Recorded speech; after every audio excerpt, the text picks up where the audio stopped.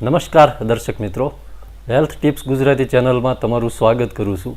મિત્રો, આજે એક એવી સમસ્યાના ઉપાયની વાત કરવા માટે જઈ રહ્યા છીએ. જે સમસ્યા આમ તો સામાન્ય છે, પરંતુ ઘણા બધા ઉપાયો કરવા છતાં ઘણા લોકોને આ સમસ્યા દૂર થતી નથી, અથવા તો મટી જાય છતાં પણ બીજી વાર થઈ જાય છે, અથવા ઘણા લોકોને કાયમી સમસ્યા હોય છે.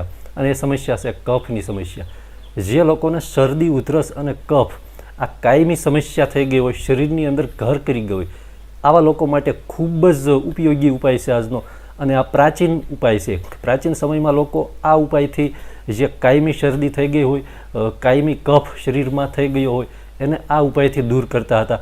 ખૂબ જ સરસ ઉપાય છે અને એકદમ અક્ષીર ઇલાજ છે મિત્રો. કારણ કે કફની સમસ્યા છે ઘણા બધા લોકોને મટી જાય, ફરી પાછું અમુક સમય પછી થઈ જાય છે, અથવા તો 15 દિવસે મહિને એકવાર શરદી ઉધરસ થઈ જાય, અથવા કફ થઈ જાય, અથવા તો શરદી ઉધરસ મટી જાય પરંતુ છાતીમાંથી કફ છે એ દૂર થતો નથી, કફ છે એ છાતીમાંથી નીકળતો નથી. તો આવા લોકો માટે એકદમ સટીક ઉપાય છે. અને જે પ્રાચીન સમયમાં જેને કહી શકાય કે દાદીમાનું વૈધું, પ્રાચીન સમયમાં લોકો જે ઘરગથ્થુ ઉપાયો કરતા હતા એમાંનો શ્રેષ્ઠ ઉપાય છે.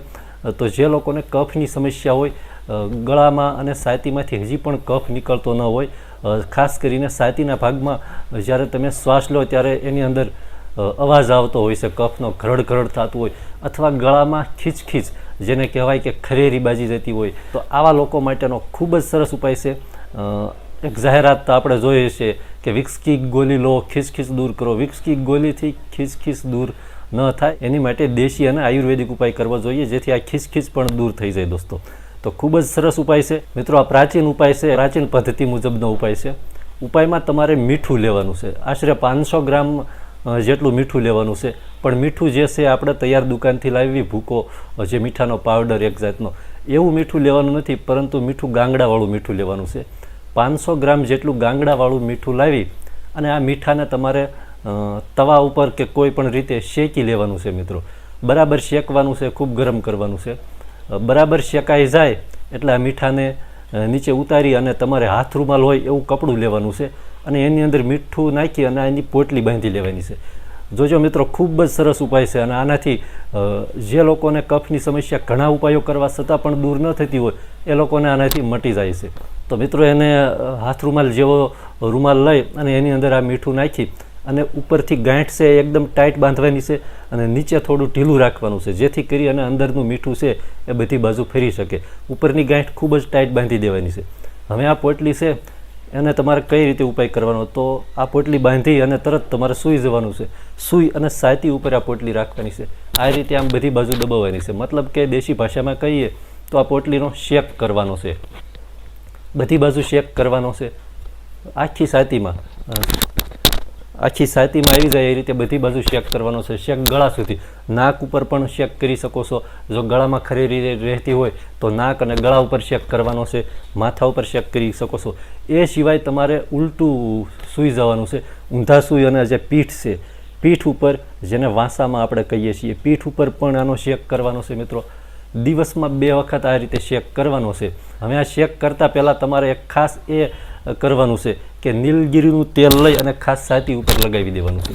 5 મિનિટ સુધી છાતી ઉપર માલિશ કરી અને કપાળમાં શેક કરવો હોય તો કપાળમાં, જ્યાં તમારે શેક કરવાનો છે ત્યાં નીલગીરીના તેલથી 5 મિનિટ જેટલી માલિશ કરી લેવાનું છે. ત્યારબાદ આ શેક કરવાનો છે. એટલે ખૂબ જ પાવરફુલ પરિણામ મળશે. અને આ શેક થઈ જાય, બરાબર શેક થઈ જાય, તમારે 5 થી 10 મિનિટ સુધી આ શેક કરવાનો છે બધી બાજુ, ખાસ કરીને છાતી અને પીઠના ભાગમાં અને ગળાના ભાગમાં બરાબર શેક કરી દિવસમાં 2 વખત શેક કરવાનો છે. શેક પૂરો થઈ જાય એટલે તમારે અડધી ચમચી શીણેલું આદું લેવાનું છે, આદુની પેસ્ટ લેવાની છે, અને અડધી ચમચી મધ લેવાનું છે.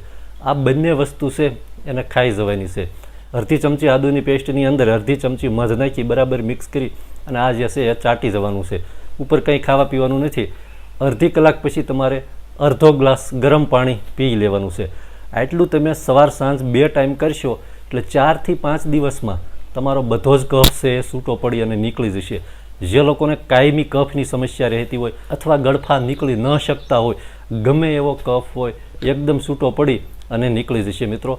ખૂબ જ સરળની સાથે સાથે ખૂબ જ અક્ષીર ઉપાય છે મિત્રો, અને ખૂબ જ સચોટ પરિણામ મળે છે. ખાસ કરીને જે લોકોને કાયમી શરદી ઉધરસ કે કાયમી કફ રહેતો હોય એની માટે આ રામબાણ છે. તો મિત્રો જે લોકોને આ રીતે કાયમી શરદી ઉધરસને કફ હોય અથવા અનેક ઉપાય કરવા છતાં પણ કફ ન નીકળતો હોય તો આ ઉપાય કરી લેજો. તો મિત્રો આ હતો અમારો આજનો વિડીયો. અમને આશા છે કે તમને અમારો આજનો વિડીયો ગમ્યો હશે. વિડીયો ગમ્યો હોય તો વિડીયોને લાઇક, શેર તેમજ અમારી ચેનલને સબસ્ક્રાઈબ કરવા નમ્ર વિનંતી. ખૂબ ખૂબ આભાર. જય માતાજી.